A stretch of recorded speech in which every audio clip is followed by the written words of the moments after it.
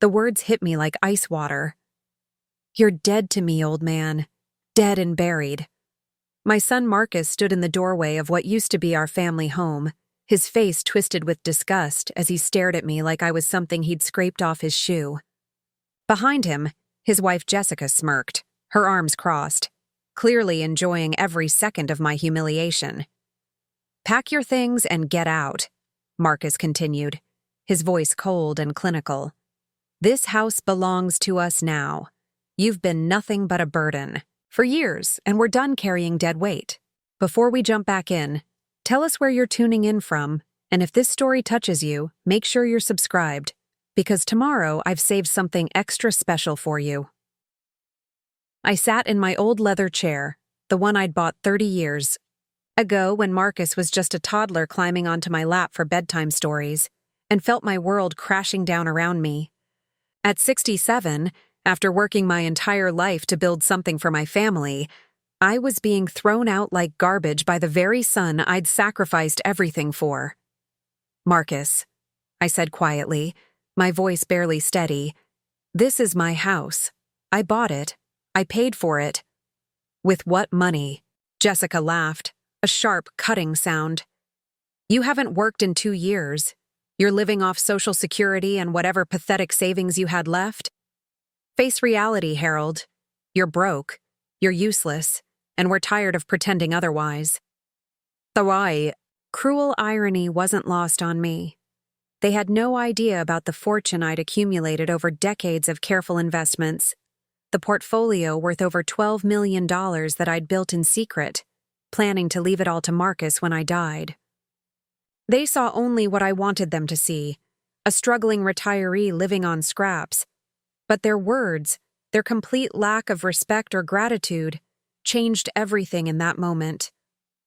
"I gave you everything," I whispered, more to myself than to them. "Worked 3 jobs to pay for your college, bought you your first car, helped with the down payment on your first apartment. And we're supposed to be grateful forever?" Marcus snapped. "That's what parents are supposed to do. You don't get a medal for basic parenting, Dad. Besides, look where it got us. Stuck taking care of you because you were too stupid to plan for retirement properly." The lie cut deep because they believed it so completely. They had no idea that every struggle they'd witnessed was carefully orchestrated. I'd lived modestly, driven an old car, shopped at discount stores, not because I had to, but because I wanted to teach them the value of money, the importance of hard work. I wanted them to build their own success before inheriting mine. What a fool I'd been. "The lease is up next month anyway," Jessica added with a casual shrug. "We found a nice 2-bedroom apartment across town. Much more appropriate for someone. In your situation, the deposit's only $800. Surely you can manage that much." She said it like she was doing me a favor, like cramming me into some run-down apartment was an act of kindness rather than abandonment. "And if you can't manage it," Marcus said, his tone suggesting this was his preferred option, "there's a state-assisted living facility about an hour north. I hear they have openings.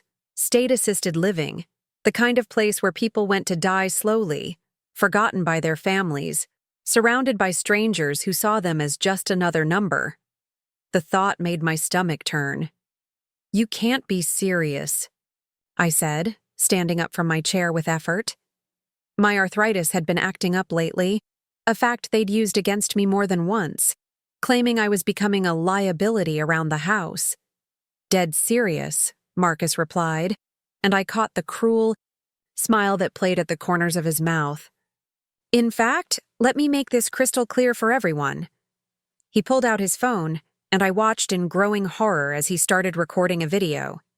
"Hey everyone," he said to the camera, his voice suddenly bright and cheerful, like he was announcing good news. "So, I wanted to let you all know that my father Harold and I have officially cut ties. He's been nothing but toxic and manipulative, and frankly, Jessica and I are done enabling his behavior." The lies flowed so easily from his mouth, each word a dagger aimed at whatever relationship we had left. As of today, Harold Brennan is dead, to me. completely dead. I don't have a father anymore, and honestly, it feels amazing to finally be free of that burden. If anyone sees him around town claiming to be my dad, just ignore him. Some people never learn when they're not wanted. He ended the recording with a satisfied smirk and immediately started typing, uploading it to his social media accounts. Within minutes, my phone started buzzing with notifications, friends and neighbors seeing the video, probably wondering what terrible thing I'd done to deserve such public humiliation. "There," he said, pocketing his phone. "Now everyone knows exactly where we stand. You're officially nobody to me, old man. Nobody at all." The finality in his voice was what broke me. This wasn't anger that would cool down over time, or a fight we could eventually resolve. This was calculated, deliberate severing of every tie that bound us as father and son. "I have 2 weeks to find somewhere else to live?" I asked, just to be sure I understood the terms of my exile.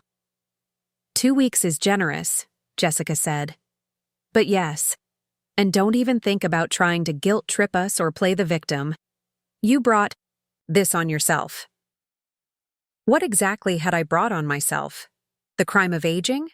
Of needing occasional help with heavy lifting? Of sometimes forgetting where I'd put my reading glasses?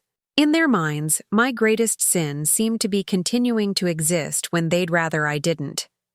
After they left, going out to celebrate their newfound freedom at some expensive restaurant I'd probably end up paying for through the money I'd given Marcus over the years. I sat alone in the empty house and tried to process what had just happened. The silence was deafening. For the first time in decades, I was truly alone with my thoughts, and they weren't pleasant company. I thought about Marcus as a child, how he used to run to me with scraped knees and broken toys, trusting completely that Dad could fix anything. I remembered teaching him to ride a bike, helping with homework, sitting up all night when he had pneumonia at age 8, terrified I might lose him. When had that little boy turned into this cold stranger who could look me in the eye and declare, "Me dead to him?" I thought about my late wife Sarah, how she'd always worried that we were spoiling Marcus too much, giving him everything he wanted without making him work for it. "He needs to understand the value of things," she'd say. "If we hand him everything, on a silver platter, he'll never appreciate what he has." But I'd overruled her concerns, convinced that love meant never letting your child struggle the way I had struggled growing up. My own father had been distant, critical, stingy with both money and affection. I'd sworn my son would never doubt that he was loved, never want for anything I could provide.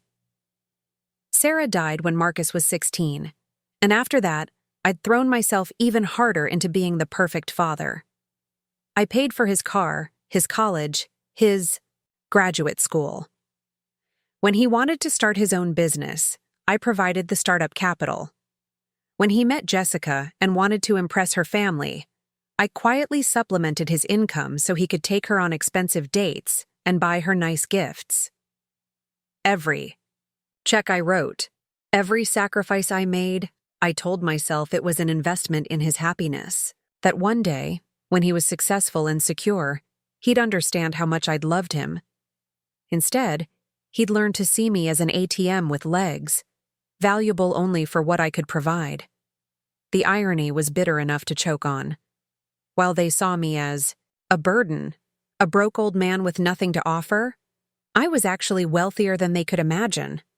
The modest apartment they were so generously helping me find? I could buy the entire building without making a dent in my portfolio, but I'd kept my financial success hidden for good reasons. I'd seen too many families torn apart by inheritance disputes, too many children who stopped trying to build their own lives because they were waiting for Mom and Dad to die. I wanted Marcus to stand on his own 2 feet first, to prove he could succeed without my money.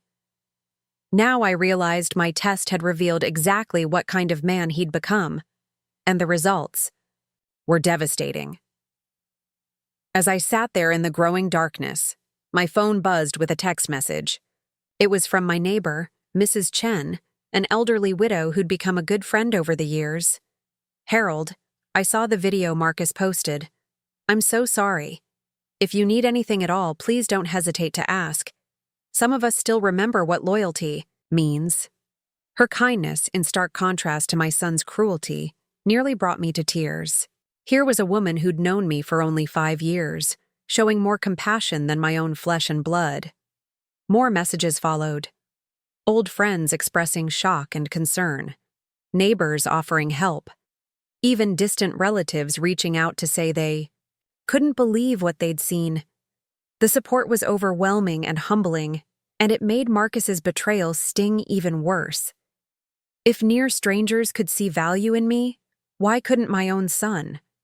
That night, I barely slept. I kept thinking about the video, about Marcus's words echoing in my head. Harold Brennan is dead to me. Completely dead. Fine, I thought as the sun began to rise. If I'm dead to him, then maybe it's time to start acting like it. I spent the next morning making phone calls. First to my lawyer, Jonathan Webb, who'd been handling my affairs for over 20 years. He was one of the few people who knew the true extent of my wealth. "Jonathan," I said when he answered, "I need to see you today. It's about my will." "Of course, Harold. Everything all right?" I almost laughed. Everything was so far from all right that I wasn't sure there was a word for it. "Let's just say there are going to be some significant changes to my estate planning." My second call was to my financial advisor, Patricia Manning. We'd worked together to build my portfolio from modest beginnings into the multi-million-dollar powerhouse it had become. She knew every investment, every account, every penny I'd accumulated over decades of careful planning. "Patricia, I need to restructure some things.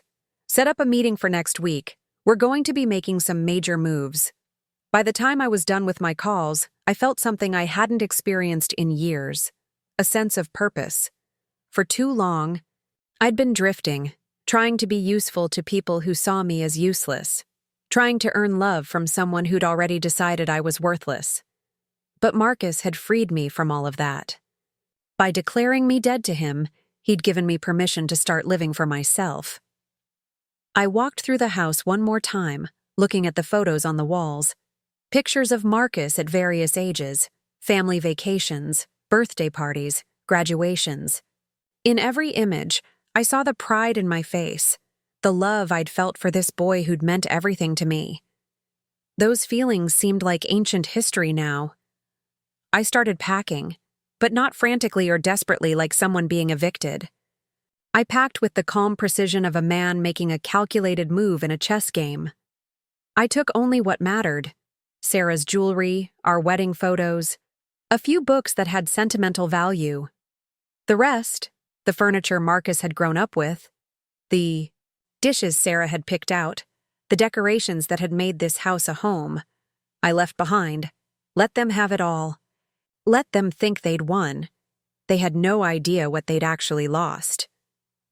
Over the next few days, as word of Marcus's video spread through our social circle, I began to see the true character of the people around me.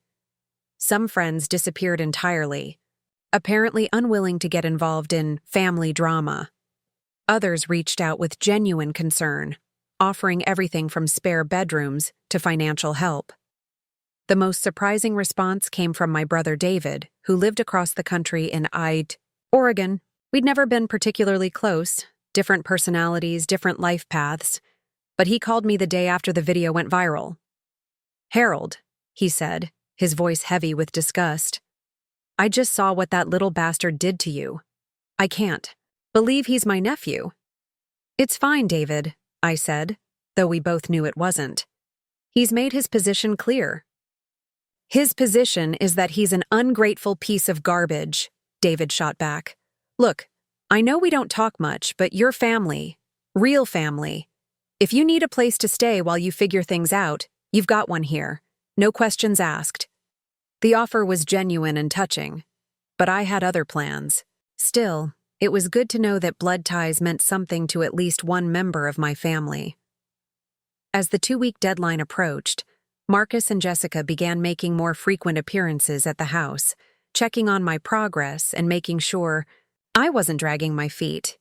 Each visit was another opportunity for them to remind me how much better their lives would be without me in them. "You know," Jessica said during one such inspection, "this house is going to be perfect once we redecorate. All this old person furniture has got to go." She said it while standing right in front of me, like I was already gone, already forgotten. "Where are you planning to move?"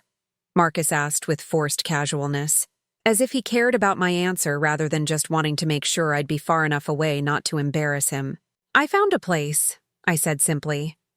I didn't tell him it was a luxury penthouse apartment in the city's most exclusive building, purchased outright with cash. He assumed I meant some dingy studio in a bad neighborhood, and I let him think that. "Good," he said. "And Harold." He paused, making sure he had my full attention. "Once you're out, that's it. Don't call, don't visit, don't try to insert yourself back into our lives. You're dead to me, remember? Dead people don't come back." The words were meant to hurt, and they did. But they also crystallized something inside me, a cold resolve that had been building for days. "I understand perfectly," I said. "Dead is dead." He nodded, satisfied that he'd made his point clear. He had no idea how clear he'd actually made it. The night before I was supposed to be out, I sat in Sarah's garden one last time. She'd planted roses here 30 years ago, and I'd maintained them faithfully since her death. The current blooms were spectacular, deep red flowers that seemed to glow in the moonlight. "I'm sorry, sweetheart," I whispered to her memory. "I know you loved him too, but I think even you would agree that this has gone too far." If Sarah could see what Marcus had become, what would she think? Would she understand why I was about to do what I planned to do? Or would she think I was being petty, vindictive, cruel? But then I remembered her words from all those years ago. He needs to understand the value of things. Maybe it was finally time for that lesson. The next morning, I was gone before Marcus and Jessica arrived to claim their kingdom. I left the key on the kitchen counter, along with a single note. Harold Brennan was here. Now he's not. I didn't look back as I drove away. There was nothing left to see. My new apartment was everything Marcus's house wasn't. Modern, elegant, filled with light and possibility. The view from the 40th floor was breathtaking, the city spread out below like a glittering jewel. For the first time in months, I felt like I could breathe freely. But this was just the beginning. The real work lay ahead, restructuring my entire legacy, undoing 30 years of planning, and creating something entirely new from the ashes of my shattered relationship with Marcus. If he wanted me dead to him, then I would make sure that when I actually died, he'd understand exactly what that meant. The old Harold Brennan, the devoted father, the patient provider, the man who sacrificed everything for an ungrateful son, was indeed dead. What emerged from his ashes would be something Marcus had never seen before, a man with nothing left to lose and everything to gain. And the first step in my resurrection was a visit to Jonathan Webb's office, where we would draft a will that would shock my son more than any video he could ever post. Jonathan Webb's law office occupied the entire top floor of a prestigious downtown building, its mahogany-paneled walls lined with leather-bound legal volumes and framed diplomas that spoke of decades of expertise. I'd been coming here for 20 years, watching Jonathan's hair turn from brown to silver as we navigated business deals, tax strategies, and estate planning together. But today felt different.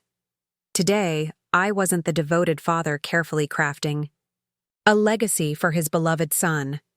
I was a man who'd been declared dead by his own flesh and blood, and I intended to honor that declaration in ways Marcus could never imagine. "Harold," Jonathan said, rising from behind his massive oak desk as his secretary ushered me in. "You sounded urgent on the phone. What's this about changes to your will?" I settled into the familiar leather chair across from his desk, the same seat where I'd signed dozens of documents over the years, all designed to protect and provide for Marcus's future. The irony wasn't lost on me. I need to revoke everything, I said simply. Every clause, every provision, every penny I've designated for Marcus. I want him completely removed from my will. Jonathan's eyebrows shot up. He'd known me long enough to recognize when I was serious, but this clearly caught him off guard. Harold, that's a significant decision. Your current will leaves him everything, the entire $12 million estate. Are you sure you want to— He's dead to me, I interrupted, using Marcus's own words. That's what he told the entire world in a video he posted online. So, as far as I'm concerned, he no longer exists. Dead people can't inherit. I pulled out my phone and showed Jonathan the video. As he watched, I saw his expression shift from confusion to disgust. Jonathan had met Marcus many times over the years, had even helped set up the business loan that got Marcus's consulting firm off the ground. He'd seen the loving father-son relationship I thought we had. My God, he whispered as the video ended. Harold, I'm so sorry. I had no idea things had gotten this bad between you two. Neither did I admitted. But it's clarified things, considerably. I want every trace of Marcus removed from my estate planning, every trust fund, every inheritance, every contingency plan. As of today, he gets nothing. Jonathan leaned back in his chair, his fingers steepled as he considered the implications.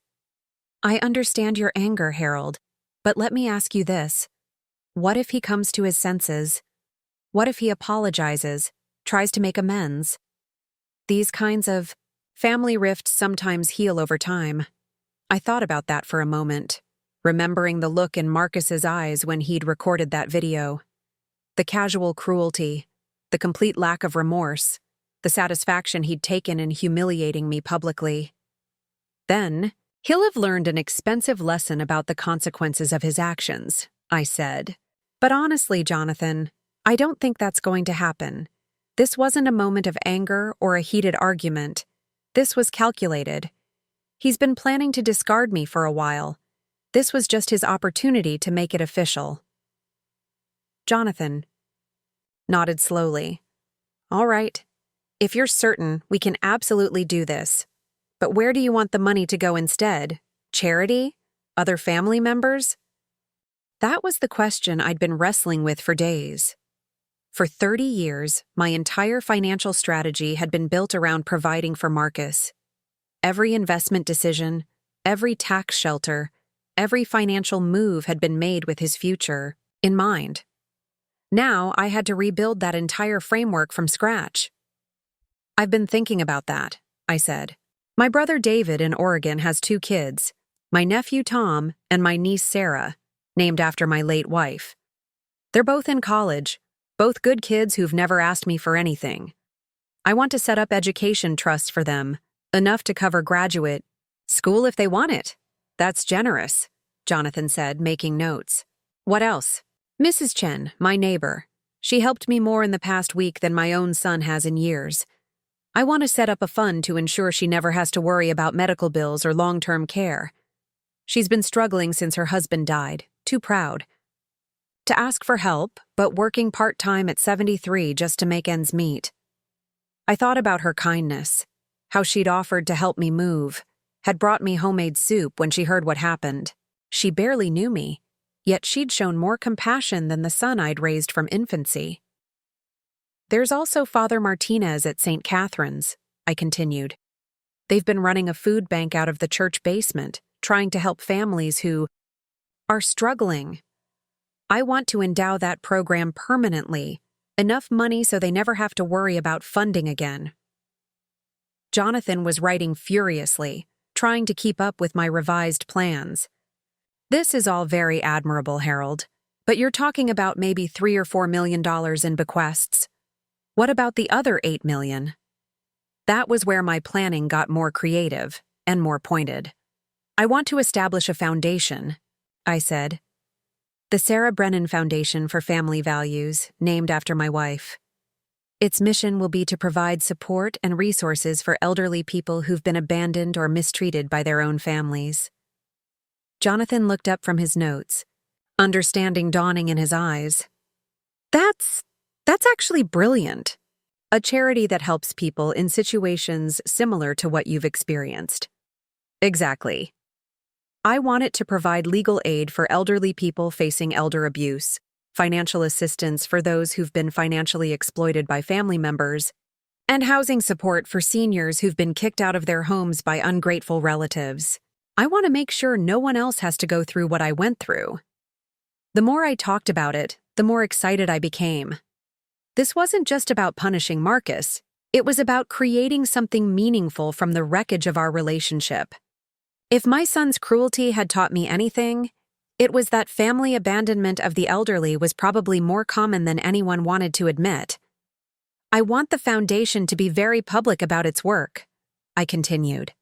Press releases when we help someone, news coverage of our programs, maybe even social media campaigns about elder abuse awareness.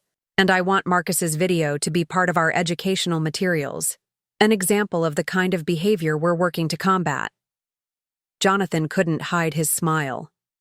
So every time the foundation helps someone, Marcus's cruelty gets broadcast as an example of what not to do? Essentially, yes. His declaration that I'm dead to him becomes a case study in family dysfunction. I want his words preserved forever as a cautionary tale.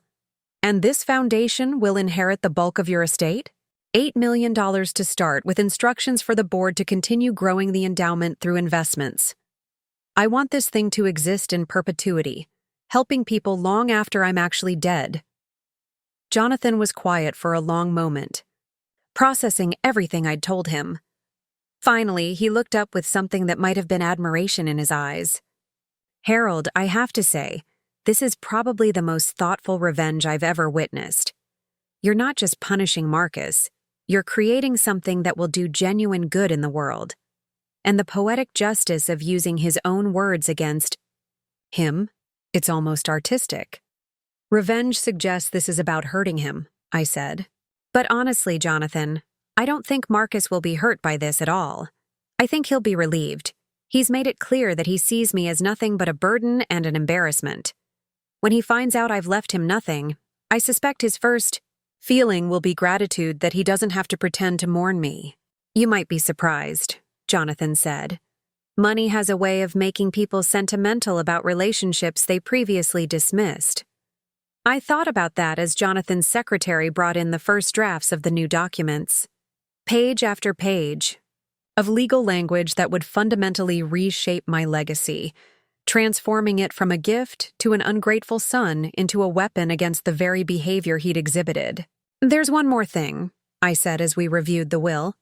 I want video messages recorded and included with the will. One for Marcus, explaining exactly why he's been disinherited. One for the foundation board, outlining my vision for their work. And one for the public, in case the media picks up the story. That's unusual, but not unheard of, Jonathan said. We can arrange for professional video recording whenever you're ready. I'm ready now, I said. I want to do this while the betrayal is still fresh, while I can still remember exactly how it felt to hear my own son declare me dead to him. An hour later, I was sitting in front of a professional camera in Jonathan's conference room, looking directly into the lens as I prepared to record the most important words I'd ever spoken. Marcus, I began, my voice steady and clear. If you're watching this, it means I've died, and my will has been read. You declared me dead to you long before, my actual death. So I hope you won't be surprised to learn that I took your words to heart. I paused, letting that sink in before continuing.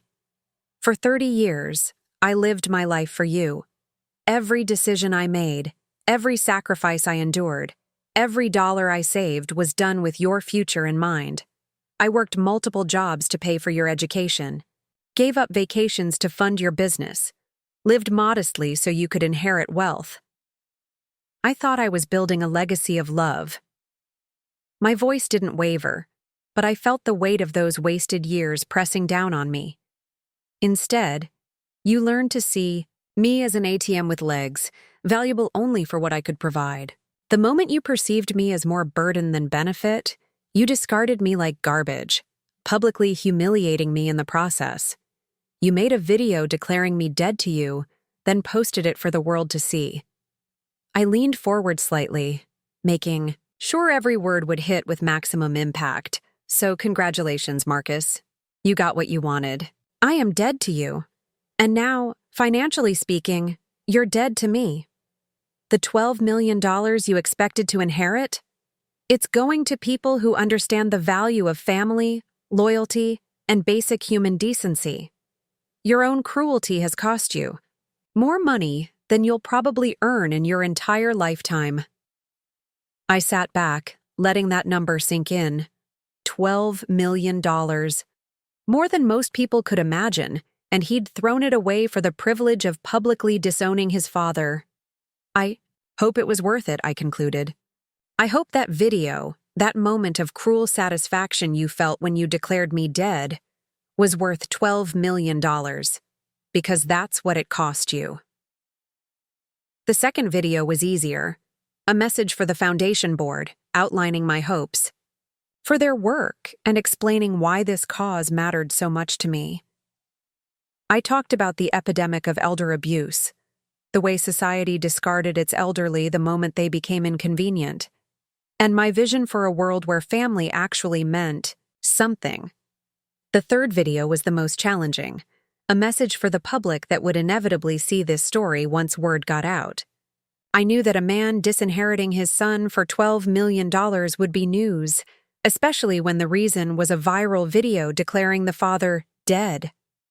My name is Harold Brennan, I said to the camera, and I'm probably about to become infamous as the father who cut his son out of a $12 million inheritance. Before you judge my decision, I want you to understand what led to it. I showed Marcus's video, explained the circumstances surrounding our final confrontation, and detailed the years of gradual disrespect that had led to that moment. I'm not sharing this story to gain sympathy, I concluded. I'm sharing it because I believe family abandonment of the elderly is a hidden epidemic in our society. Children who see their aging parents as burdens rather than blessings. Adult children who measure their parents' worth by what they can provide rather than by the love they've given. I looked directly into the camera, hoping my sincerity would come through.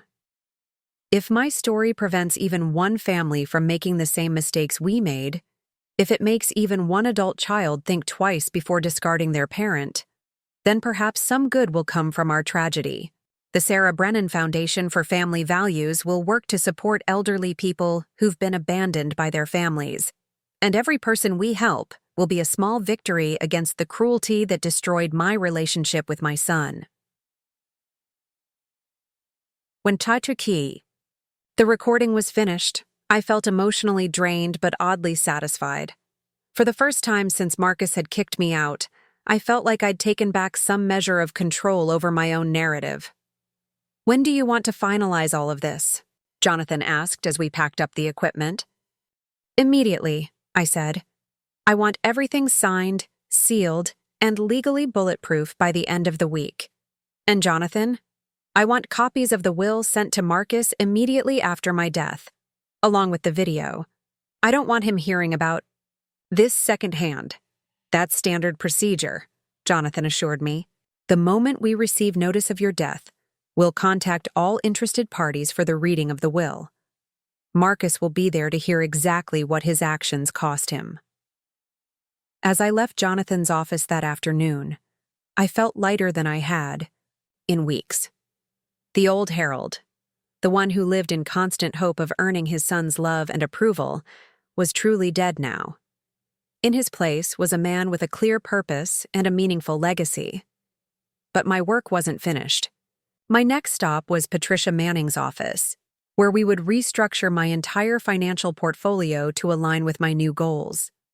If I was going to leave $8 million to a charitable foundation, I wanted to make sure that money would grow and multiply, helping as many people as possible long after I was gone.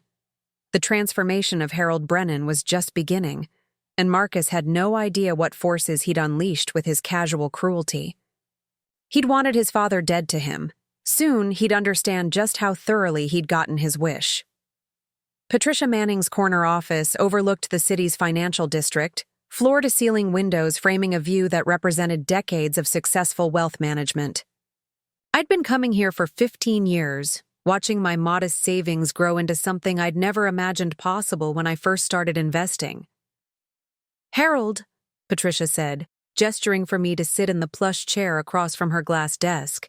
Jonathan called ahead and gave me the broad strokes. "I have to say, I'm shocked about Marcus. I remember when you first started investing. Everything was for my son's future. This must be devastating." "Devastating and liberating," I replied, settling into the familiar chair where we'd planned so many financial strategies over the years. "I need to restructure everything, Patricia. The foundation I'm establishing needs an endowment that will grow and sustain itself indefinitely." Patricia pulled up my portfolio on her computer, the screen displaying a complex web of investments that had grown from my initial $50,000 inheritance from my own father into the $12 million empire it had become. "Your current allocation is fairly conservative," she said, scrolling through the numbers. 60% bonds, 30% blue-chip stocks, 10% real estate investment trusts. It's been perfect for wealth preservation with steady growth. But if you want the foundation to maximize its impact over decades, we should consider a more aggressive approach. What did you have in mind? "Well," Patricia said, pulling up a projection model, "if we shift to a 70-30 split between growth stocks and bonds, with a focus on technology and healthcare sectors, we could potentially see 8 to 10% annual returns instead of your current 5 to 6%.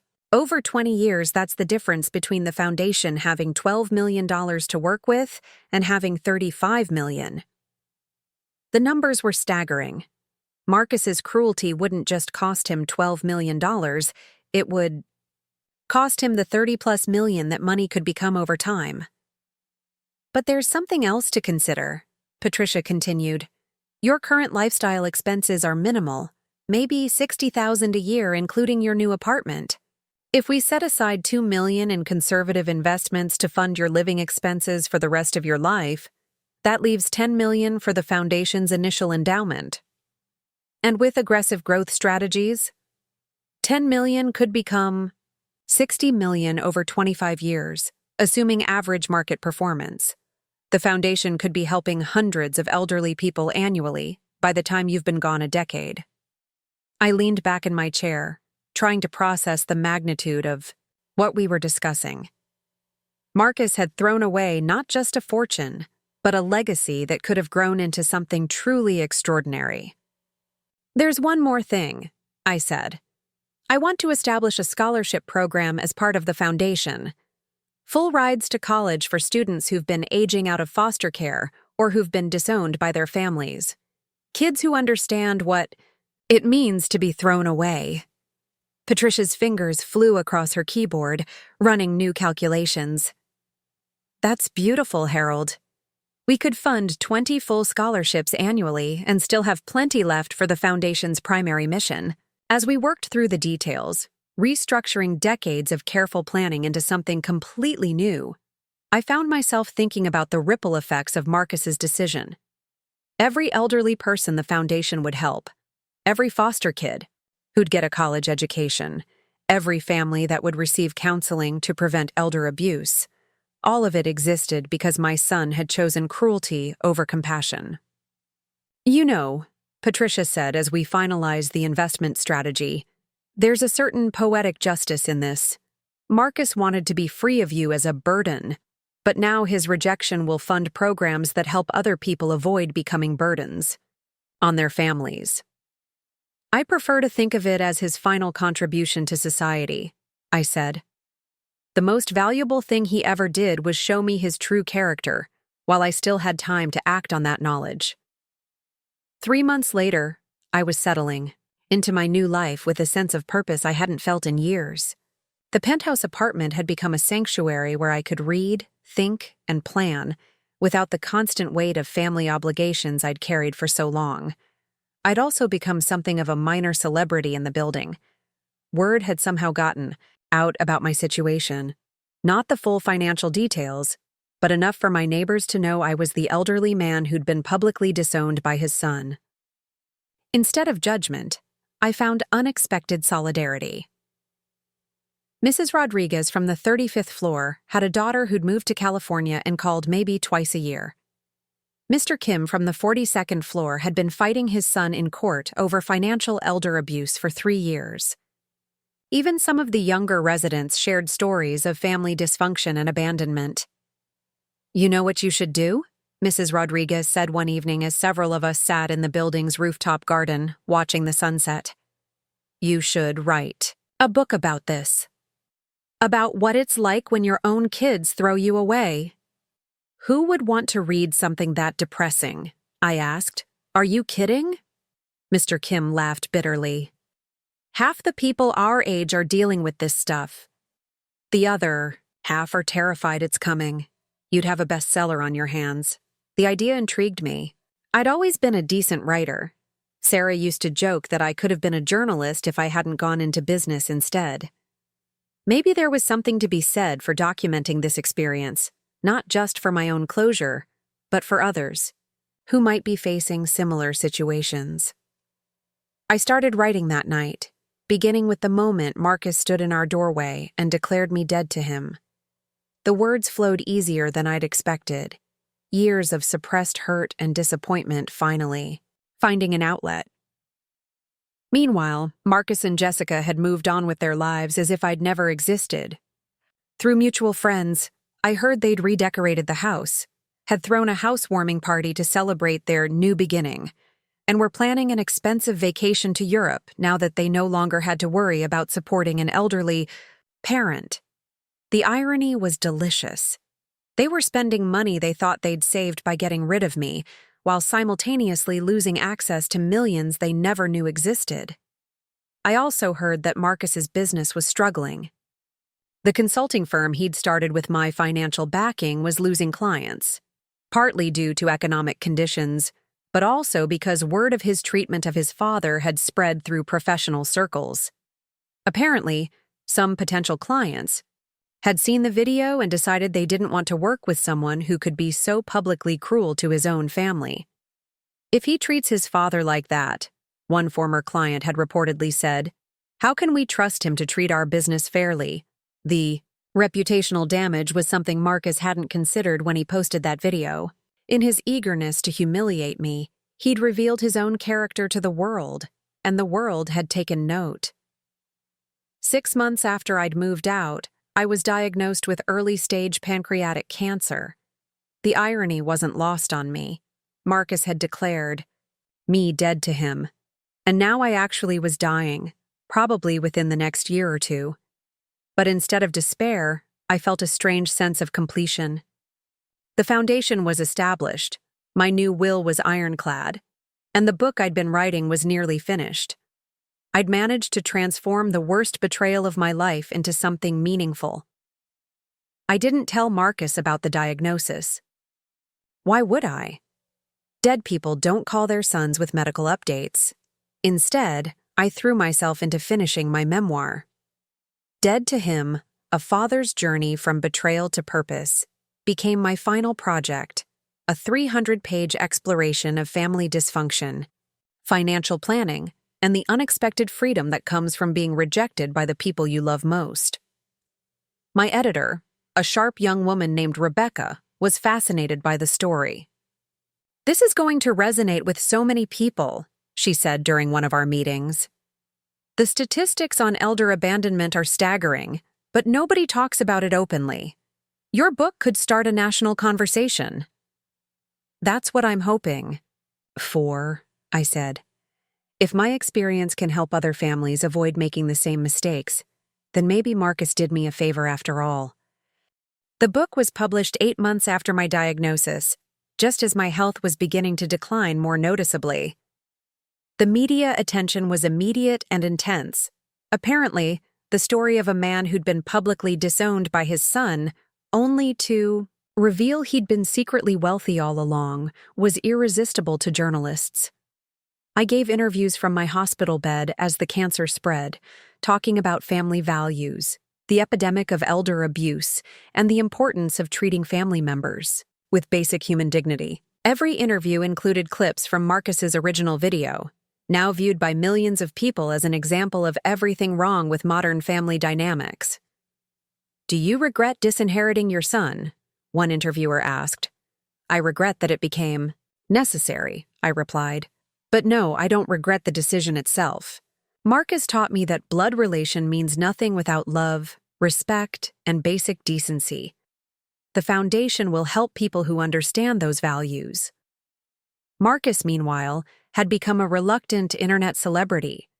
His original video had been viewed over 10 million times. But now the comments section was filled with people condemning his behavior, rather than supporting it. He'd been featured in news articles as the son who lost $12 million, and his business had folded entirely as clients fled en masse.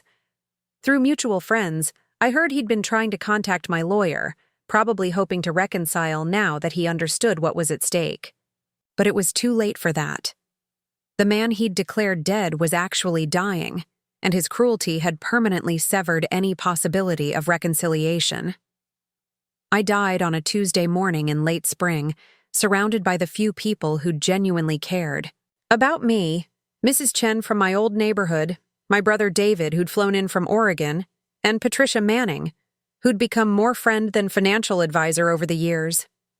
Marcus wasn't there, of course. Dead people don't get deathbed visits from sons who've disowned them.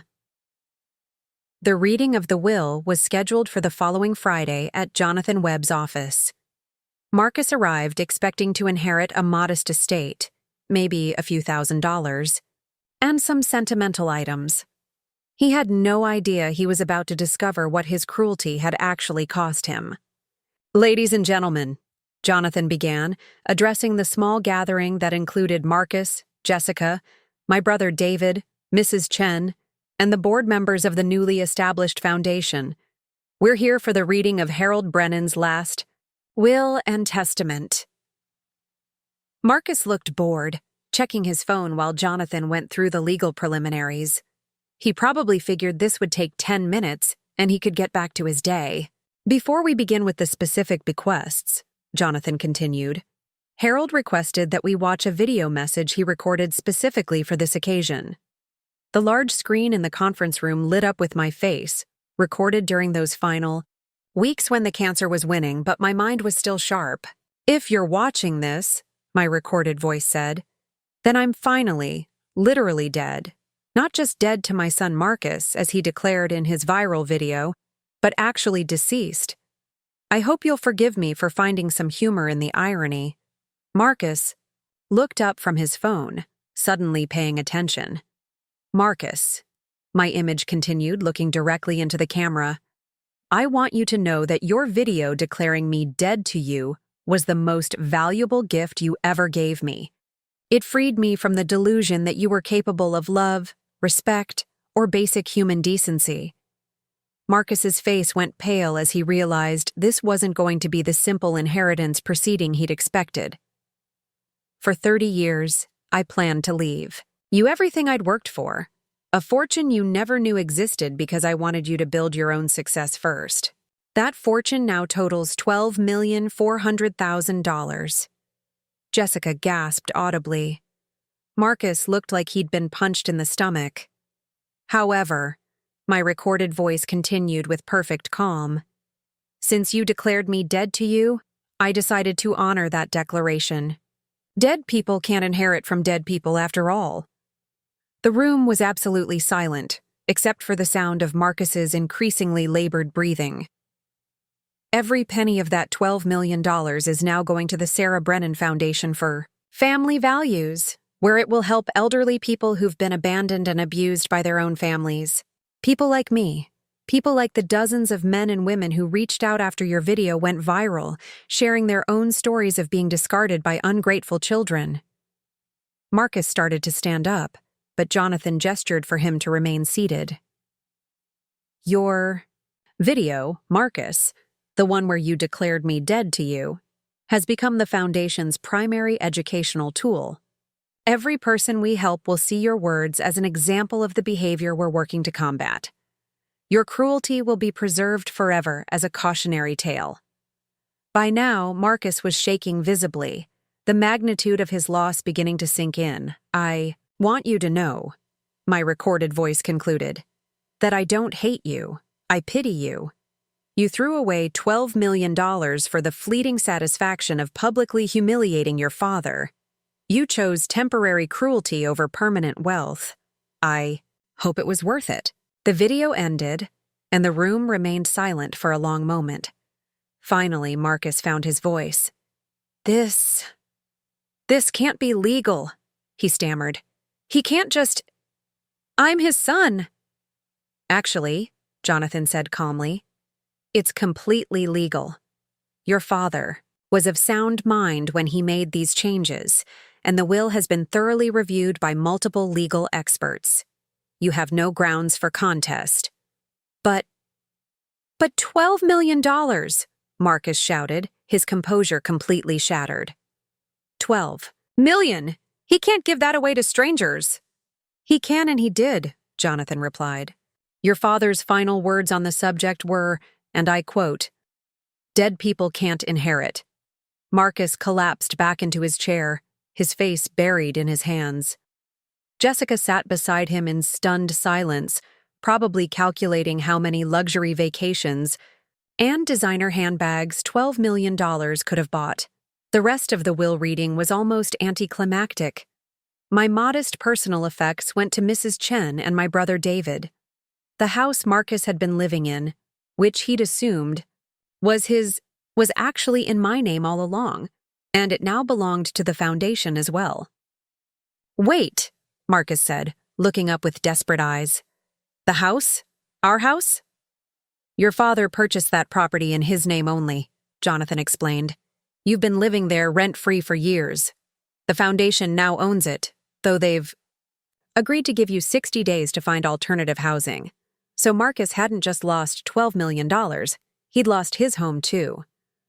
In trying to get rid of his father, he'd made himself homeless." As the reading concluded and people began to file out, Marcus sat frozen in his chair, staring at the blank screen where my final message had played. He looked like a man who'd just watched his entire future disappear. Mrs. Chen paused beside his chair on her way out. "You know," she said quietly, "your father never stopped loving you. Even after everything you did, even when he was dying, he still hoped you might change. That's what makes this so tragic." She left him sitting there, probably contemplating the video that had cost him more money than most people see in a lifetime. The foundation I established has now helped over 500 elderly people in its first year of operation, providing legal aid, financial assistance, and housing support to families torn apart by elder abuse. The scholarship program has funded full college educations for 37 students who aged out of foster care. My book became a bestseller, sparking a national conversation about family responsibility and elder care. The royalties go directly to the foundation, adding to its endowment every quarter. And Marcus? He and Jessica divorced within 6 months of the will reading, their marriage apparently unable to survive the loss of their expected inheritance. He declared bankruptcy, lost his business, and was last seen working as a night security guard at a strip mall across town. Sometimes people ask if I would have forgiven Marcus if he'd apologized before I died. It's an interesting question, but ultimately irrelevant. The son who could have earned forgiveness died long before his father did, killed by greed, entitlement, and a heart that had forgotten how to love anything except money. In the end, Marcus got exactly what he wanted. His father was dead to him, and now he was dead to his father's fortune. Some might call it justice. I prefer to think of it as natural consequences, the inevitable result of choosing cruelty over compassion, selfishness over family, and pride over love. The $12 million he threw away will help thousands of people over the coming decades. His video declaring me dead to him will be shown to families across the country as an example of how not to treat the people who love you. In trying to erase me from his life, Marcus accidentally ensured that our story, and the lesson it teaches, will be remembered forever, and perhaps that's the most fitting legacy of all.